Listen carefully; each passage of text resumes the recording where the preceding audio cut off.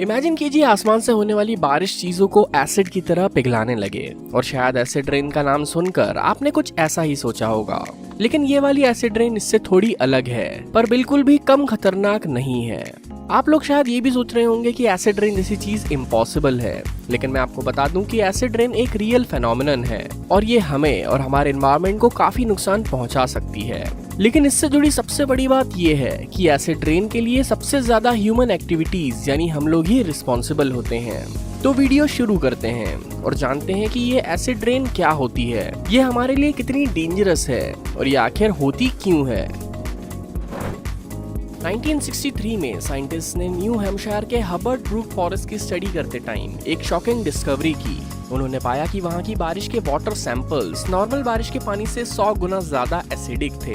और तब उन साइंटिस्ट के दिमाग में बस दो ही सवाल आए कि ये डेडली रेनफॉल एसिड रेन हो क्यों रही है और इसे रोकने के लिए क्या किया जा सकता है। असल में बारिश की बूंदें कभी भी पूरी तरह से प्योर वाटर की नहीं होती। एटमॉस्फेयर में प्रेजेंट थोड़े बहुत केमिकल्स इसमें हमेशा मिल ही जाते हैं, लेकिन दिक्कत तब शुरू होती है जब एटमॉस्फेयर में प्रेजेंट जहरीले सब्सटेंसेस जैसे नाइट्रोजन ऑक्साइड और सल्फर डाइऑक्साइड भी बारिश के पानी में मिलने लगते हैं और ये इसे एसिडिक और जहरीला बना देते हैं। फिर ये पानी एसिड रेन के फॉर्म में गिरने लगता है और हमारे एनवायरनमेंट को डिस्ट्रॉय कर देता है।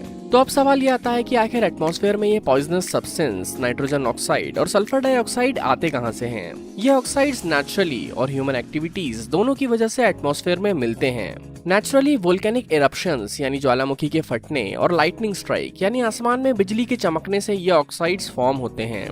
लेकिन इसका बड़ा पार्ट ह्यूमन एक्टिविटीज की वजह से फॉर्म होता है, जैसे फॉसिल फ्यूल्स यानी कोल और पेट्रोलियम का जलना, गाड़ियों से निकलने वाला धुआं और फैक्ट्री से निकलने वाले केमिकल्स मेजरली एसिड रेन के लिए रिस्पॉन्सिबल होते हैं। और ये पॉइजनस सब्सटेंस केवल एसिड रेन ही नहीं बल्कि एसिड स्नो और एसिड फॉग जैसे डेंजरस फेनोमेना के लिए भी रिस्पॉन्सिबल होते हैं। एसिड रेन के कई बैड इकोलॉजिकल इफेक्ट्स होते हैं और इसका सबसे बड़ा इम्पैक्ट वाटर बॉडीज जैसे लेक्स और रिवर्स में होता है, क्योंकि acid rain in water bodies के पानी को खतरनाक लेवल तक एसिडिक बना देती है, जिससे इसके अंदर के ऑर्गेनिजम्स और प्लांट्स धीरे धीरे खत्म होने लगते हैं। और एसिड रेन फॉरेस्ट को भी हार्म करती है। एसिड रेन से पेड़ों की पत्तियां डैमेज हो जाती हैं और मिट्टी में प्रेजेंट न्यूट्रिएंट्स जो पेड़ों के लिए बहुत इंपॉर्टेंट होते हैं वो भी डिस्ट्रॉय हो जाते हैं, जिससे पूरे के पूरे जंगल तक खत्म हो जाते हैं। तो अब सवाल आता है कि एसिड रेन को होने से रोका कैसे जाए, और इसका सबसे सिंपल आंसर है फॉसिल फ्यूल्स के यूसेज को कम करके।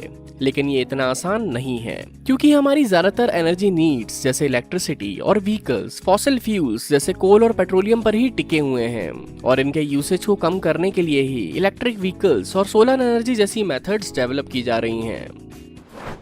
आप लोगों ने ताजमहल तो देखा ही होगा, लेकिन क्या आप जानते हैं कि ताजमहल तक एसिड रेन की वजह से डैमेज हो रहा है और इसके लिए रिस्पॉन्सिबल है आगरा की मथुरा ऑयल रिफाइनरी और ऐसी ही दूसरी इंडस्ट्रीज जो कंटिन्यूअसली एटमॉस्फेयर में टॉक्सिक गैसेस रिलीज करती रहती हैं। तो आप लोग एसिड रेन के बारे में क्या सोचते हैं? क्या हमें फॉसिल फ्यूल यूसेज कम करके एसिड रेन को रोकना चाहिए या नहीं? कमेंट करके हमें जरूर बताएं। उम्मीद है